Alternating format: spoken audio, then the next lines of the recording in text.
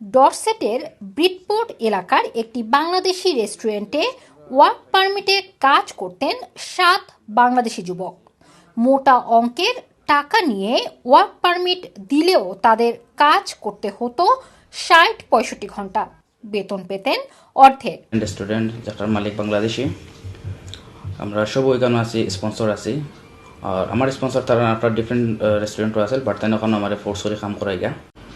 আর তাই করছেন আমরা সবার লগেও ডিফারেন্ট ডিল করছেন, বলতে বিভিন্ন ধরনের প্রিমিয়াম একটা পয়সা নিচ্ছেন, কেউ কাছ থেকে 10,000, কেউ কাছ থেকে 5,000 ওলাখান একটা পয়সা নিচ্ছেন।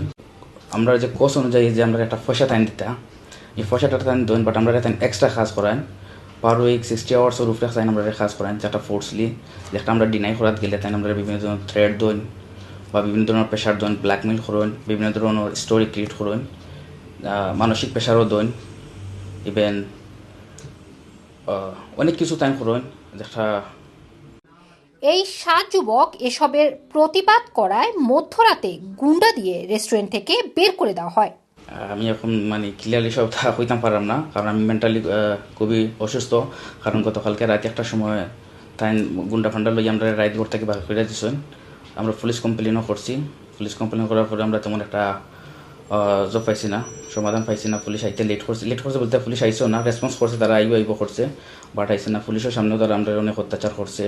অভিজ্ঞ এই আইনজীবী মনে করেন, মডার্ন স্লেভারির শিকার হলে অবশ্যই আইনি সহায়তা নেওয়া উচিত। আমি এই 7 জনের সাথে কথা বলার পরে যেটা বুঝলাম যে তারা ডেফিনেটলি মডার্ন স্লেভারির শিকার, এবং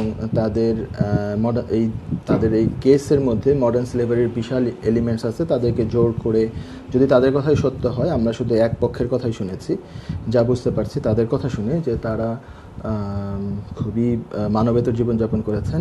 60 to 70 আওয়ার্স পার উইক কাজ করেছেন, কখনো একদিনও ডে অফ পান না। তারা ডে অফ যখনই চান তাদেরকে থ্রেট দেওয়া হয়, কাজ ছেড়ে চলে যাওয়ার জন্য বলা হয়।